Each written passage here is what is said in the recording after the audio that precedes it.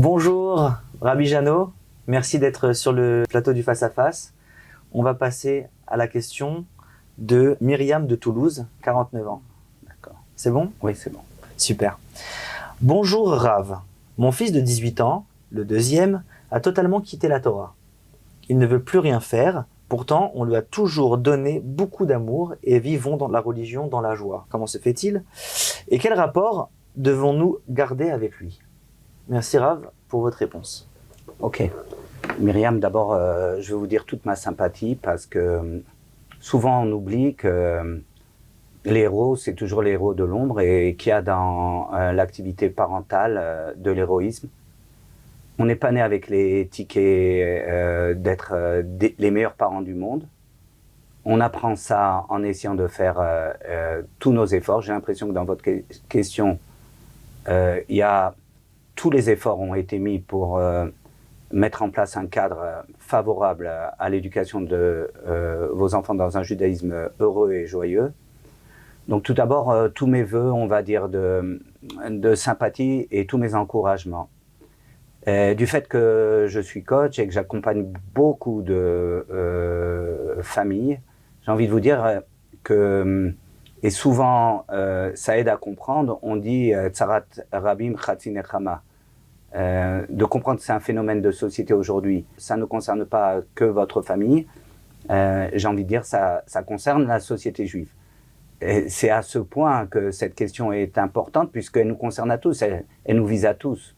Dans toute famille, on va dire volontaire, intelligente et généreuse, on peut se mesurer à, on va dire, un phénomène dans lequel un des enfants décroche. Alors, comment se fait-il? On n'a pas véritablement de raison. Vous savez, sur le Covid, il y a des coupables, mais on ne connaît pas la raison. Et des fois, ne pas se poser cette question d'une manière, on va dire, trop forte, ça permet de comprendre que on est face à une épreuve, mais qu'on n'a pas vraiment de raison. Donc, il n'y a pas forcément à chercher ni de responsabilité, ni de mécanisme. Le fait est qu'aujourd'hui, et si c'est ça une raison, alors j'arrive à le dire, c'est très difficile pour nos enfants de vivre un judaïsme sans idéal. Or, la société qui nous entoure est une société technologique, matérialiste, dans laquelle il ne fait pas bon vivre. Or, la Torah, par excellence, nous invite à une société où il fait bon vivre, où on peut vivre des idéaux.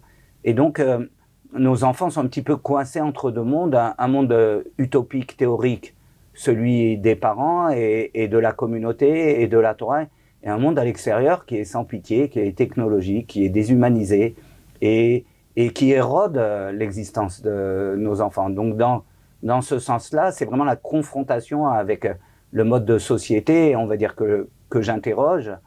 Et donc, a priori, j'ai envie de vous dire, on est tous là-bas,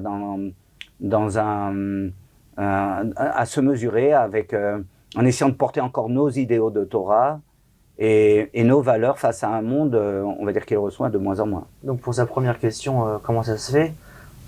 En gros, il ne faut pas culpabiliser. Absolument Il ne faut pas que vous trouviez un bouc émissaire disant peut-être que j'ai mal agi, peut-être que j'ai pas fait ça, peut-être que... Si je comprends bien Myriam, ça fait longtemps que les parents se sont vérifiés et qu'ils ont fait le mieux de ce qu'ils pouvaient. Et même si par exemple elle aurait fait des erreurs, cette femme-là... Ça fait partie du métier de parent, on ne va pas chercher trop loin.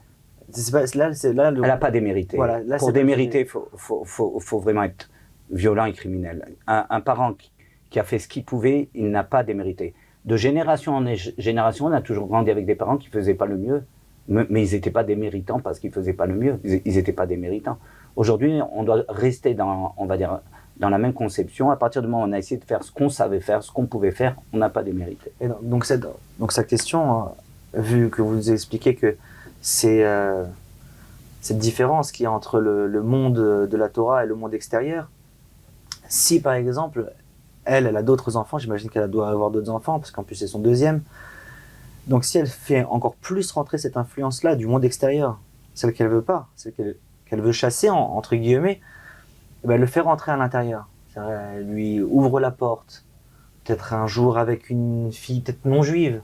Quel est le rapport qu'elle doit garder avec elle, avec cet enfant-là? Jusqu'à où elle doit garder un contact sans aucune barrière? Ok, je comprends très bien la deuxième question. Je vais la prendre à l'envers. J'explique. Tu as fait attention que Myriam a dit c'est mon deuxième enfant. Vous avez entendu, j'ai envie de dire tout de suite à Myriam qu'elle a une réussite déjà. Son premier enfant, elle en essaie, et lui apporte une satisfaction. Satisfaction, c'est pas le nom. Elle se sent alignée sur son deuxième enfant. Son deuxième enfant sur son premier enfant. Son deuxième enfant, bien sûr qu'il lui apporte satisfaction. C'est son enfant, c'est le fruit de sa vie. Elle n'est pas alignée sur son deuxième enfant, mais elle a des réussites, Myriam. Son premier enfant est aligné. Qu'est-ce que je veux dire par là? Les enfants ne sont pas dupes. On prend les enfants un petit peu comme on va dire, des personnes pas responsables qui comprennent pas ce qui se passe. Non, non, non, les enfants ne sont pas dupes. On sait que le deuxième enfant dans la famille, il a une trajectoire qui est la sienne, mais la fratrie, elle bouge pas. Ça veut dire les enfants ne sont pas dupes. Qu'est-ce qui est important pour la fratrie? On va dire rejeter un enfant qui aurait une trajectoire, on va dire très spéciale, ou apprendre des deux côtés, du côté de l'enfant lui-même et du côté des parents, à cohabiter en se respectant, d'abord en déposant, on va dire, quelque chose de commun et en respectant les lignes particulières de chacun. Tu comprends un petit peu ce que je dis? Je comprends. Et dans le concret, c'est n'ayez aucune différence, enfin ne faites aucune différence entre les enfants. Premièrement, non seulement aucune différence, mais j'ai envie de dire, essayons tous de comprendre notre enfant et lui donner sa place, qu'il n'ait pas le sentiment qu'il n'a pas sa place.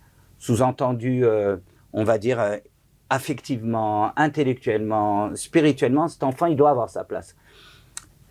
La Torah, j'ai envie de dire, c'est comme un coquillage. Je ne sais pas si tu connais ces marins portugais, on a découvert dans leur maison des boîtes et on ne savait pas à quoi elles servaient. Et puis quand on a ouvert les boîtes, j'ai une photo de ces boîtes. Dans cette boîte, il y avait tout le judaïsme. On avait les chandeliers de Hanouka, on avait les chandeliers, il y avait la veilleuse de Shabbat, il y avait de quoi pétrir le pain dans une petite boîte. Je veux dire, je suis convaincu, j'ai envie de dire à Myriam, qu'il y a quelque chose, on va dire, dans le noyau de la cellule de son enfant, qui est de la Torah. Elle ne doit pas penser que l'enfant est éloigné. Donc, ce que nous, on doit faire dans la parentalité, c'est nourrir, savoir cette conviction que je peux arroser ce noyau de Torah qui n'est pas visible en ce moment avec mon deuxième fils, mais je peux l'arroser d'amour, je peux l'arroser de compréhension, je peux l'arroser de respect, je peux l'arroser d'intelligence. Tout ça, on a un travail d'enseignement, de transmission de la Torah. Sauf que la Torah, elle est cachée dans le noyau. Et parce que j'imagine que si cet enfant-là, pour elle, il ne va pas dans la conduite qu'elle voudrait qu'il aille, alors ça la fait souffrir, elle doit s'angoisser le soir en se disant j'espère qu'il va pas se ramener avec un tatouage la prochaine fois. Et en fin de compte, est-ce qu'elle doit aussi, genre, elle doit lui donner de l'amour, de l'intelligence, mais est-ce qu'elle doit lui parler aussi de Torah, essayer de la pousser à revenir? Est-ce qu'elle doit essayer de le convaincre? Ou alors non, laisse-le tranquille. C'est à l'intérieur, ça va sortir tout seul. J'ai envie de dire ni ça, ni ça. Je m'explique. Lui parler Torah, on va dire si maintenant, on va dire, il est pas réceptif à des messages, on va dire transmis comme ça sert à rien. Le laisser tranquille, c'est dommage. C'est un enfant, il a grandi sur des valeurs familiales, il participe à la construction de la cellule familiale, c'est dommage. J'ai envie de dire, trouver, on va dire, des sujets qu'on peut partager, trouver des sujets pertinents sur lesquels on peut partager, construire des activités sur lesquelles on peut partager. Par rapport aux questions Shabbat, les filles qu'on a posées, j'ai envie de dire, de la même manière que les parents, ils peuvent être respectueux de ne pas pénétrer, on va dire, certaines limites privées de la vie d'un enfant. L'enfant, il doit comprendre, l'adolescent ou le jeune homme doit comprendre qu'il y a certaines limites qui sont sensibles chez les parents et apprendre à les respecter. Je trouve qu'il y a un beau défi, on va dire, d'amour, d'intelligence dans une famille juive, de pouvoir respecter différents niveaux, on va dire, d'attachement à la Torah, et sans jamais démissionner. Tu sais, on va dire, j'ai grandi un petit peu en Algérie et j'ai connu les vieux juifs et les vieilles juifs d'Algérie ou les vieux juifs d'Afrique du Nord. Leurs enfants, ils partaient en bouillabaisse, quoi. Ils étaient déjudaïsés, certains, ils se mariaient ils n'ont jamais désespéré qu'ils resteraient juifs jusqu'à la fin de leur existence. Ma mère, quand on est arrivé en France, elle avait très peur. On était des ados, on évoluait dans des milieux non juifs et tout. Je ne sais pas comment elle a réussi. Elle m'a persuadé que je ne me marierais jamais avec un non-juif. Mais j'étais obligé de me marier.